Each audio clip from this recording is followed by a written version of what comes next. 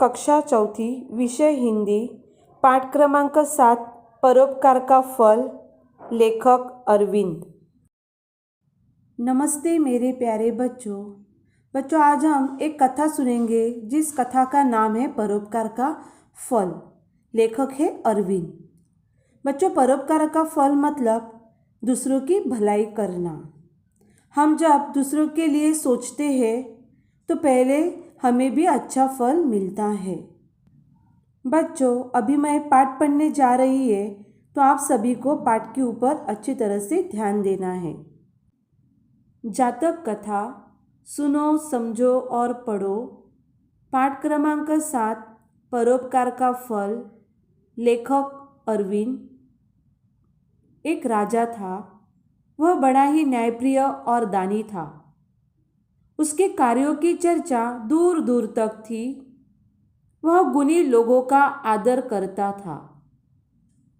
एक दिन राजा अपने विद्वान मंत्री के साथ जनता का हालचाल जानने निकला। उसने एक बूढ़े आदमी को आम का पौधा लगाते देखा। राजा जानता था कि यह आम का पौधा लगभग 10 वर्षों के बाद फल देगा। कौतूहलवश उस व्यक्ति के पास जाकर राजा ने कहा, बाबा, यह तो आम का पौधा है, इसमें फल आने तक क्या आप जीवित रहेंगे? राजा की बात सुनकर बूढ़ा आदमी मुस्कुरा दिया। बड़ी सादगी के साथ उसने उत्तर दिया, मैं अब तक दूसरों के लगाए पेड़ के मीठे फल खाता रहा। अब मेरी बारी है, मुझे भी दूसरों के लिए पेड़ लगाने चाहिए। सिर्फ अपने खाने के लिए पेड़ लगाना ठीक नहीं, हमें दूसरों के बारे में भी सोचना चाहिए। बूढ़े आदमी के उत्तर से राजा बहुत खुश हुआ।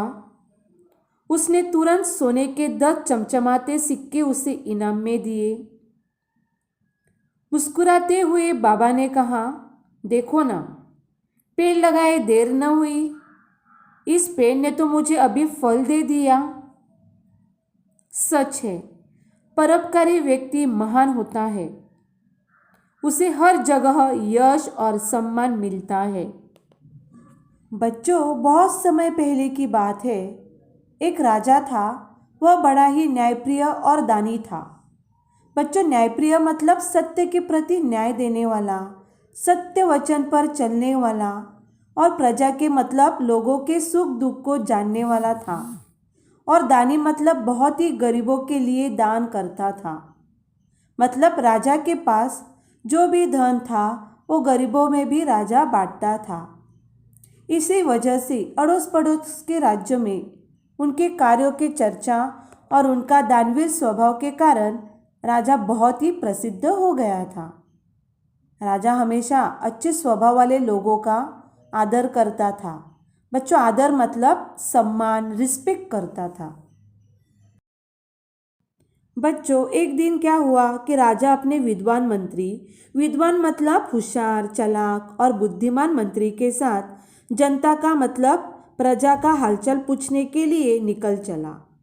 बच्चों, हालचाल पूछना मतलब राजा की प्रजा किस हाल में है, वो खुश है कि नहीं, उन्हें कोई कष्ट है क्या, यह देखने के लिए राजा अपने होशियार मंत्री के साथ निकल पड़े।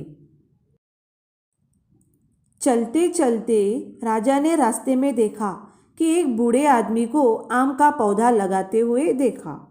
तो इस बात से राजा थोड़ा सा आश्चर्यचकित हुआ। क्यों आश्चर्यचकित हुआ? राजा के दिमाग में अनेक तरह के सवाल खड़े हो गए, क्योंकि राजा जानता था कि यह आम का पौधा बड़ा होके फल देने के लायक होने में कम से कम 10 साल लगने वाले थे। तो आदमी की उम्र बहुत ही ज़्यादा थी। वह इस पौधे के आम के फल को खाने के लिए जीवित रहना संभव नहीं था। राजा कौतूहलवश मतलब कुतूहल से उस व्यक्ति के पास जाकर बोला, बाबा, यह तो आम का पौधा है, इसमें फल आने तक क्या आप जीवित रहेंगे? बच्चों, राजा की यह बात सुन के बूढ़े बाबा मुस्कुराए। मतलब हंसते हुए बूढ़े बाबा ने बड़े सादगी से मतलब बहुत ही सरल तरीके से राजा को उत्तर दिया, कि मैं भी तो दूसरों के लगाए हुए पेड़ों के मीठे मीठे फल खाता रहा हूँ।